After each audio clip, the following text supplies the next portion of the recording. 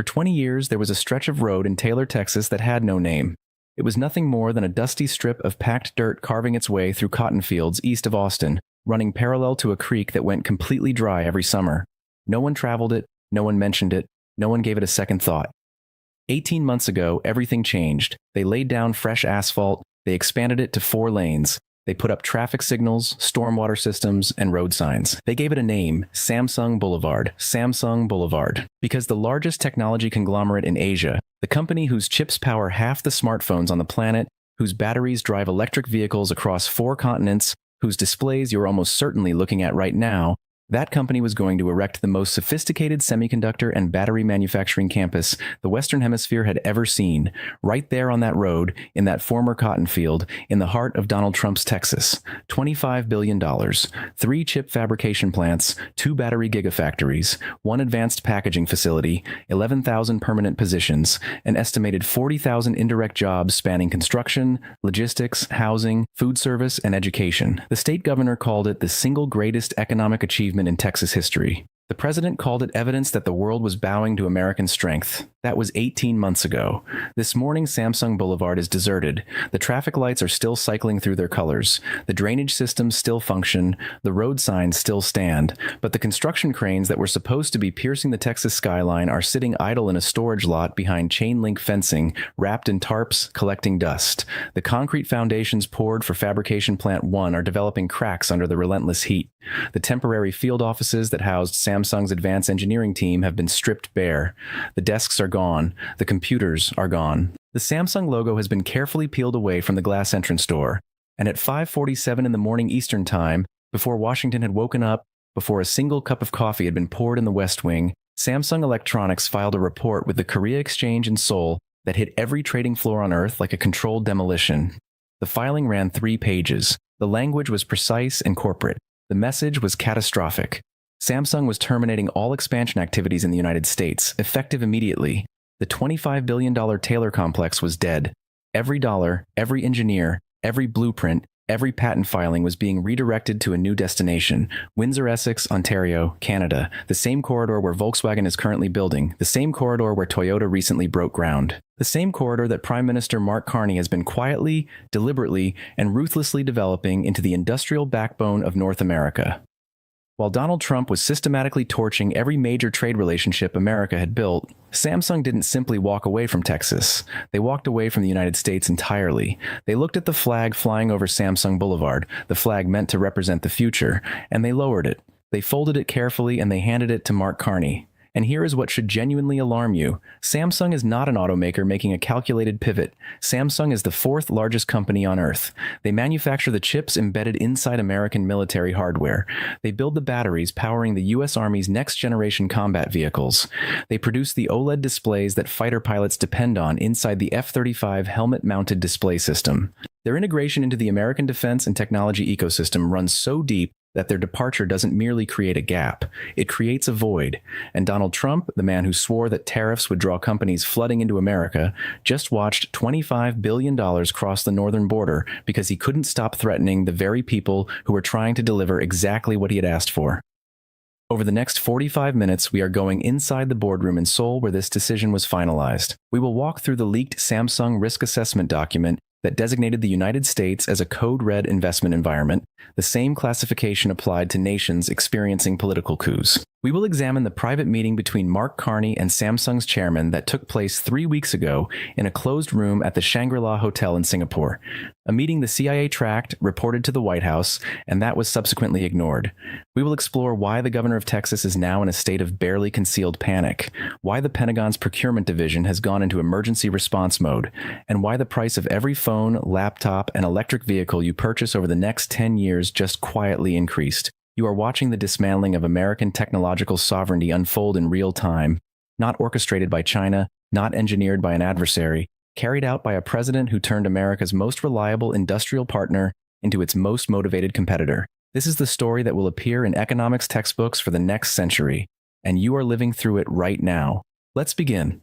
Segment 1, the trigger. To understand why Samsung abandoned America, you first have to understand what America did to Samsung, because this did not happen without cause. It unfolded in a sequence, a precise, entirely predictable, completely avoidable chain of provocations that reads like a blueprint for how to dismantle your own industrial foundation. Go back 5 weeks, because 5 weeks ago, Samsung was still fully committed to Texas. The cranes were still operational. Engineers were still relocating their families from Seoul to Austin. The children of Samsung executives were being enrolled in Texas schools. The deal was very much alive. Then Donald Trump gave a speech. It was at a campaign rally in South Carolina. It was originally billed as being about immigration policy, but Trump departed from the script, as he invariably does, and began talking about South Korea. He said South Korea was ripping America off, that they exported televisions, phones, and cars into the U.S. market while giving nothing back in return, that they weren't contributing adequately to their own national defense despite 30,000 American troops stationed there.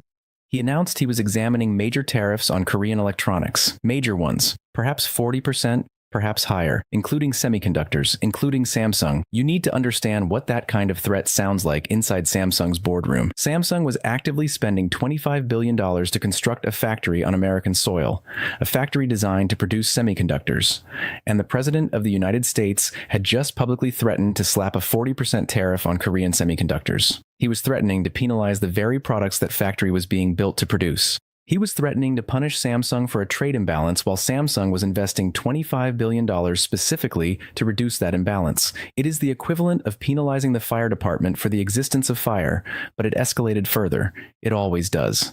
2 weeks after that rally, a draft executive order leaked from the office of the U.S. Trade Representative. We reported on it the day it emerged. The draft described what the White House was branding the Allied Commerce Reciprocity Framework. Beneath the bureaucratic language, it was a shakedown dressed in policy clothing. The framework proposed 3 conditions for any foreign technology company operating manufacturing facilities on U.S. soil. Condition 1. Any foreign semiconductor manufacturer operating in the United States would be required to transfer all proprietary process technology to American competitors within 36 months. In plain terms, Samsung would be compelled to hand over its most guarded chip-making processes, knowledge worth hundreds of billions of dollars, directly to Intel, its primary competitor. That is not technology transfer. That is government-sanctioned intellectual property theft. Condition 2. Any foreign battery manufacturer on U.S. soil would be required to source 80% of its raw materials from U.S.-approved suppliers within 24 months. The problem is that the United States does not produce sufficient quantities of lithium, cobalt, or nickel to supply 80% of the needs of a single gigafactory, let alone 5. The condition was materially impossible to satisfy, but failure to meet it would trigger financial penalties. It was a trap engineered to spring shut. Condition 3. Any foreign manufacturer receiving U.S. tax incentives would be required to commit to a Buy American procurement mandate for all construction, maintenance, and equipment. This sounds defensible on the surface until you recognize that the highly specialized equipment used in semiconductor fabrication, the photolithography systems, the etching chambers, the deposition tools is not manufactured in America. It is made in the Netherlands by ASML. It is made in Japan by Tokyo Electron. Mandating Buy American for equipment that does not exist in America means mandating failure and then punishing the inevitable result. When that draft landed on the desk of Samsung's chairman, J.Y. Lee, in Seoul, sources inside the company report that he read it without a word. When he finished, he turned to his chief strategy officer and said 3 words in Korean that translate approximately as, "We are leaving, prepare the exit. Not let us negotiate, not let us wait and see, not let us place a call to Washington. We are leaving," because J.Y. Lee understood something that this president's ego will not permit him to grasp. You do not invest $25 billion in a country that is simultaneously planning to confiscate your technology, strangle your supply chain, and tax your finished products. That is not an investment. That is a hostage arrangement. And Samsung does not accept hostage arrangements. Samsung executes exits. Segment 2, the receipts. We do not trade in emotion here. We deal in facts, in documentation, in the numbers that spin doctors in Washington hope you never encounter. Let us go through the receipts. The first receipt is the Samsung Risk Matrix. This document reframes the entire narrative of American industrial decline. It was leaked to the Korea Economic Daily 10 days ago, and we have independently verified its authenticity through 2 former Samsung board advisors. The document is formally titled the Global Investment Environment Classification Report.